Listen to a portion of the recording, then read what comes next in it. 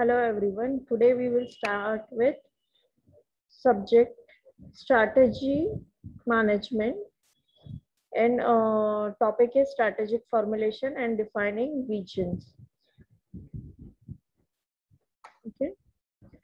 So what is strategy? We have seen the what is strategy, what is strategic management.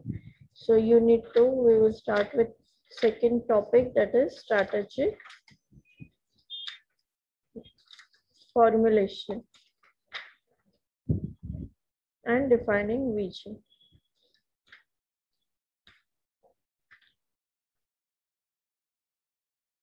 So, introduction. Strategic formulation is the process of determining appropriate courses of action for the achieving organizational objectives and thereby accomplishing organizational purpose. Strategic formulation is vital to the well-being of company or organization.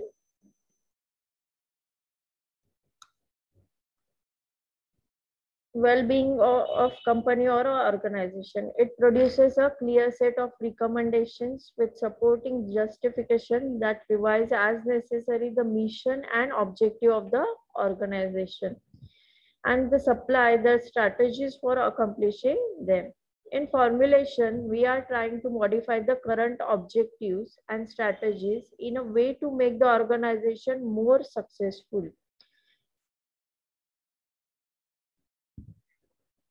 This includes trying to create sustainable competitive advantages, although most competitive advantages are eroded steadily by the efforts of competitors.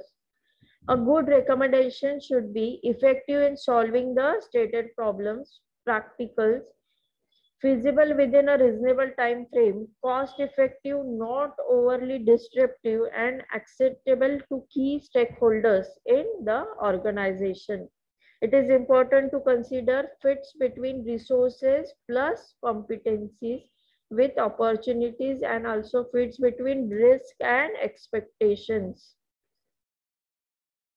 So there are 4 primary steps in this phase. For one is reviving the current key objectives and strategies of the organization, which usually would have been identified and evaluated as part of the diagnosis. Next, second step is identifying a rich range of strategy alternatives to address the 3 levels of strategy formulation. Strategy formulation outlined below, including but not limited to dealing with the critical issues. Next, third step is doing a balanced evaluation of advantages and disadvantages of the alternatives related to their feasibility plus expected effects on the issues and contribution to the success of the organization. Okay. And the last step is deciding on the alternatives that should be implemented or recommended in an organization. And in the practice of strategic management, strategies must be implemented to achieve the intended results. Here it has to be remembered that the most wonderful strategy in the history of the world is useless if not implemented successfully. So these steps to be followed. Next is aspects of the strategy formulation. There are 3 aspects or levels of the strategy formulation, each with different focus, need to be dealt with the formulation phase of strategic management. The 3 sets of recommendation must be internally consistent and fit together in mutually supportive manner that forms an integrated hierarchy of strategy. In the order given, first one is corporate level strategy, second is competitive strategy, third is functional strategy. So one is corporate level strategy. First we will see the corporate level strategy. In this aspect of strategy, we are concerned with broad decisions about total organization scope and directions. Basically, we consider what changes should be made in our growth objective and strategy for achieving that. objectives, the lines of business we are in, and how these lines of business fit together. It is useful to think of three components of corporate level strategy. One is growth and directional strategy. In this, what is growth and directional strategy? What should be our growth objective? Ranging from retrenchment to stability to varying degree of growth. And how do we accomplish this objective or result? Okay, this is growth or directional strategy. Next is portfolio strategy. What should be our portfolio of lines of business, which implicitly requires reconsidering how much concentration or diversification we should have. So this is portfolio strategy. Next is parenting strategy. How we allocate resources. This is very important to how we allocate the resources and manage capabilities and across the activities across the portfolio. Where do we put special emphasis and how much do we integrate our various lines of business? This is parenting strategy. Next is competitive strategy. First we have seen the corporate strategy. Second one is the competitive strategy. It is quite often called as business level strategy also. This involves deciding how the company will compete within each line of business, LOB. Okay, line of business, LOB, or strategy business unit, SBU. In this second aspect of company strategy, the focus is on how to compete successfully in each of the lines of business the company has chosen to engage in. The central thrust is how to build and improve the company's competitive position for each of its lines of business. Okay, this involves deciding how the company will compete within each line of business. A company has competitive advantages whenever it can attract customers and defend against competitive forces better than its rivals. Companies want to develop competitive advantages that have some sustainability. Next is, after competitive strategy, it is functional strategy. These more localized and shorter horizon strategies deal with how each functional area and unit will carry out its functional activities to be effective and maximum resource productivity. Okay, functional, it focuses on functional strategy. Functional strategy are relatively short-term activities that each functional area within a company will carry out to implement the broader, longer-term corporate level and business level strategy. Each functional area has a number of strategy choices that interact with and must be consistent with the overall company strategies. We have seen these three components, corporate, three level of strategy: corporate level, competitive level, and functional strategy. Now we will see business vision. Okay. The first task in the process of strategic management is to formulate the organization's vision and mission statements. Okay. We have to focus the vision and mission statement of the organization. These statements define the organizational purpose of firm. Visions can be defined as a mental image of a possible and desirable future state of the organization. Okay, what is vision? Business vision.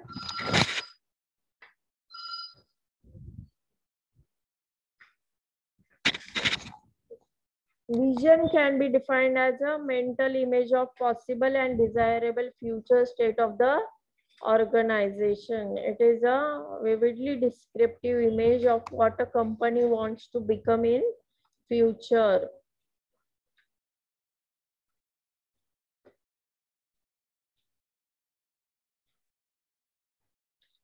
Yes, These statements define the organizational purpose of the firm. So hierarchy of goals is plans, objective, goals, mission, and vision. A clear vision helps in developing a mission statement. First, clear vision helps in developing a mission.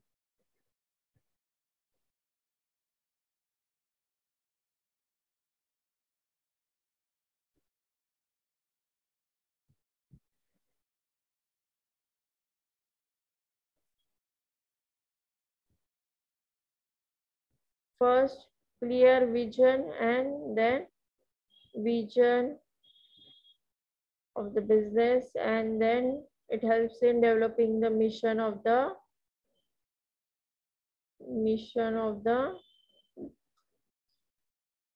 mission statement, which in turn facilitates the setting of the objectives of the firm after analyzing external and environmental factors. After mission, it helps in setting the objective, right? The vision, mission, and objectives together reflect the strategic intent of the firm. They have their distinctive characteristics and play important roles in strategic management. These three, okay, vision, mission, and objectives together reflect the strategic intent of the firm. And they have different distinctive characteristics, play important role in strategic management. What is vision? We have seen the vision can be defined as mental image, right? So this is defined as a mental image of possible and desirable future state of the organization. It is a vividly descriptive image of what a company wants to become in future. Vision represents top management aspirations about the company's directions and focus. Represents top management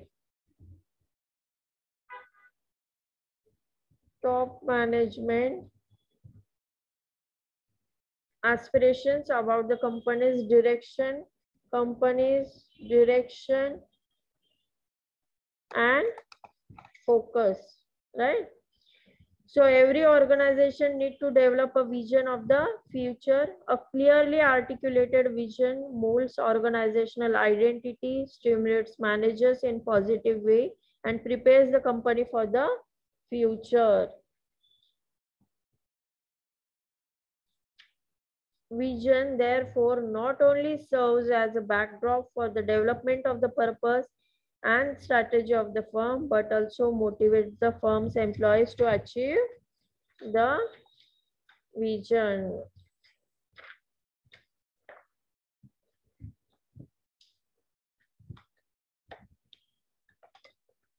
There are two components of the vision. One is core ideology and envisioned future. What is core ideology? There is another definition for vision. So first we will see the core components of the vision, that is core ideology.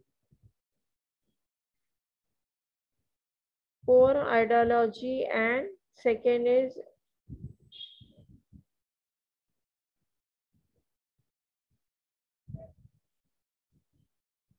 core ideology. This one is first component and second is envision future.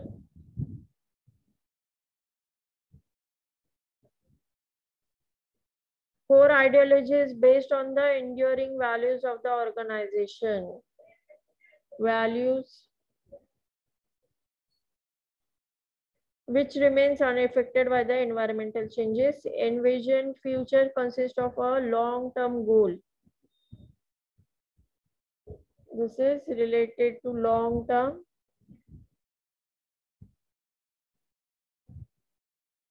goal,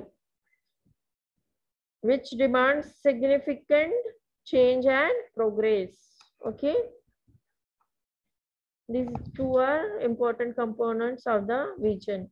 Now we will see what is defining vision: a challenging and imaginative picture of the future role and objectives of an organization, significantly going beyond its current environment and a competitive position. Right? Nature of vision: a vision represents animating dream about the future of the firm. By its nature, it is a hazy and vague. Okay.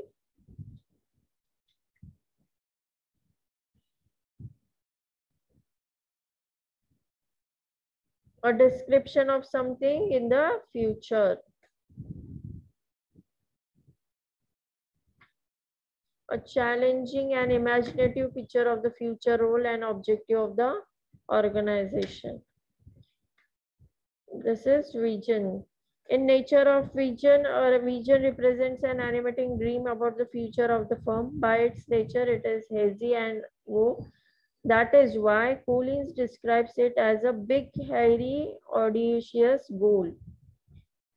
Yet it is a powerful motivator to action. It captures both the minds and the hearts of the people. It articulates a view of realistic, credible, attractive future for the organization, which is better than what now exists. Developing and implementing a vision is one of the leader's central roles. Okay, so there are different characteristics of visions. That is, possibility means the vision should entail innovative possibilities for dramatic organizational improvement. So in possibilities,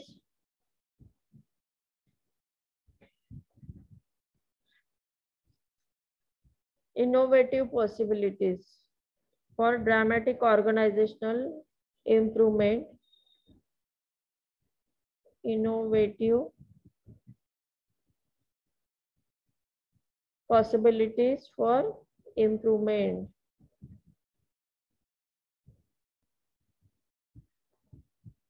Then desirability means the extent to which it draws upon shared organizational norms and values about the way things should be done. Means the extent to which it draws upon shared organizational norms and values. Norms, there are different norms and values should be followed. Okay, about the way things should be done. Then action ability means the ability of people to see in the vision actions that they can take that are relevant to them. See in the vision, see in the vision and action to be followed. Articulation means the vision has imaginary that is powerful enough to communicate clearly a picture of where the organization is headed. Okay.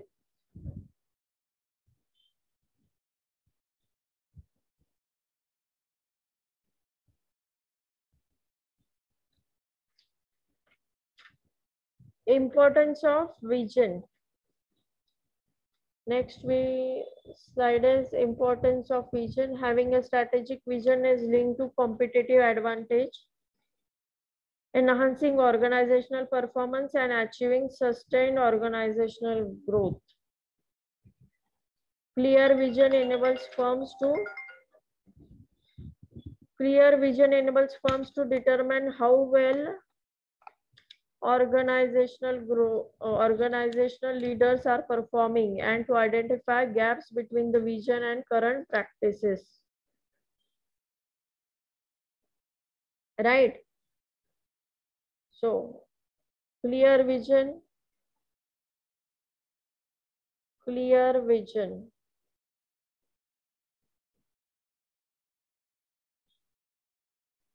Clear vision enables the firms to determine how well organizational leaders are performing. Performance of leader, right?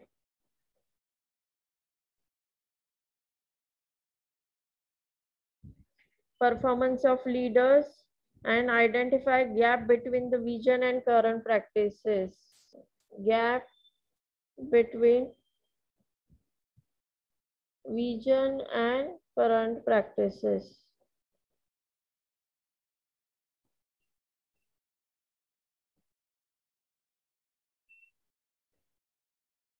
So, organizational preparing for transformational change regularly undertake envision exercise to help the guide them into the future. Okay, the visioning process itself can enhance the self-esteem of the people who participate in it because they can see the potential fruits of their labors.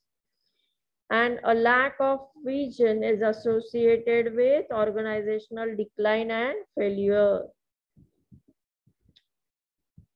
Lacking vision is used to explain why companies fail to build their core competencies despite having access to adequate resources to do so. Business strategies that lack visionary content may fail to identify when change is needed. Lack of adequate process for translating shared vision into collective action is associated with the failure to produce transformational organizational change. Okay. Next is advantages of vision.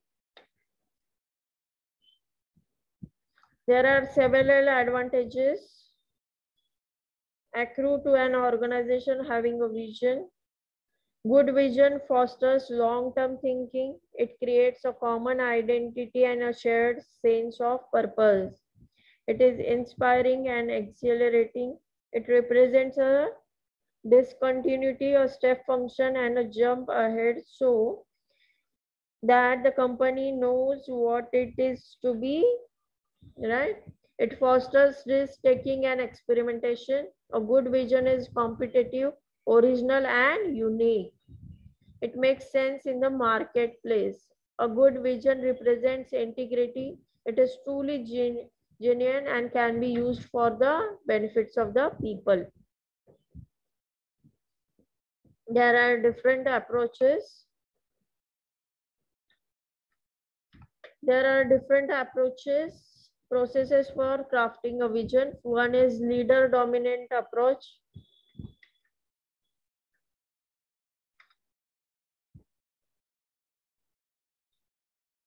So we will see different approaches.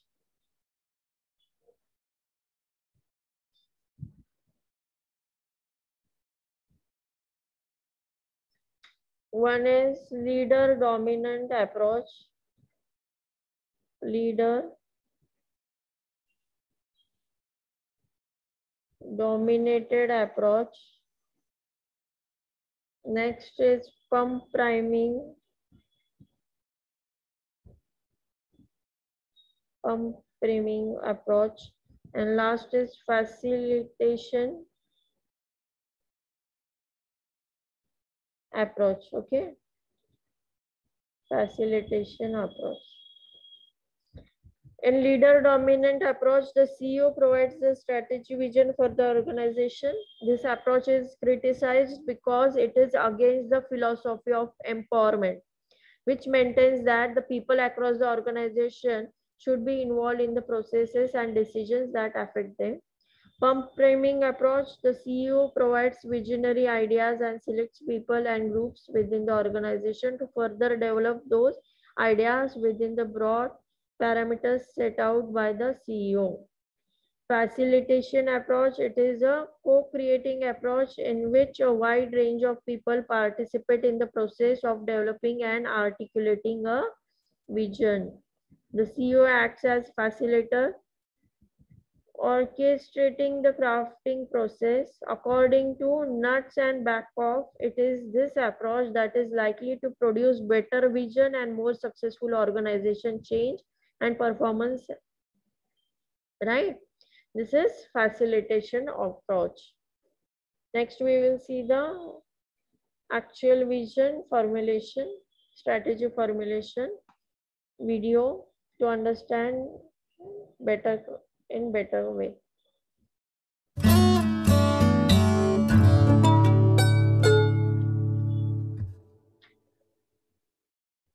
Crafting and executing strategy are at the heart and soul of managing a business. But exactly what's involved in developing a strategy and executing it proficiently? Strategy formulation is the process by which an organization chooses the most appropriate courses of action to achieve its defined goals. The managerial process of crafting and executing a company's strategy is an ongoing, continuous process consisting of 5 integrated stages. Let's take a look. This figure displays that 5-step process. The model illustrates the need for management to evaluate a number of external and internal factors in deciding upon a strategic direction, appropriate objectives, and approaches to crafting and executing the strategy. In step 1, we're developing a strategic vision that charts the company's long-term direction, a mission statement that describes the company's business, and a set of core values that guide the pursuit of the strategic vision and mission. In step 2, we're setting objectives for measuring the company's performance and tracking its progress in moving towards the intended long-term direction. Step 3 is about crafting a strategy for advancing the company along the path to management's envisioned future and achieving its performance objectives. In step 4, we implement and execute the chosen strategy efficiently and effectively. And finally, in step 5, we evaluate and analyze the external environment and the company's internal situation and performance to identify corrective adjustments that are needed in the company's long-term direction, objectives, strategy, or approach to strategy execution. And then the process starts all over again. The first 3 stages we just discussed of the strategic management process make up a strategic plan. A strategic plan maps out where the company is headed, establishes strategic and financial targets, and outlines the competitive moves and approaches to be used in achieving the desired business results.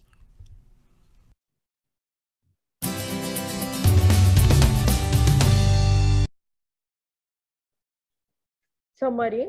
Strategic management is a set of managerial decisions and actions that determines the way for the long-range performance of the company. It includes environmental scanning, strategic formulation, then we have to implement the strategy, evaluation, and control. Thank you, everyone. We will start with next topic in next lecture. We will end this meeting. Thank you.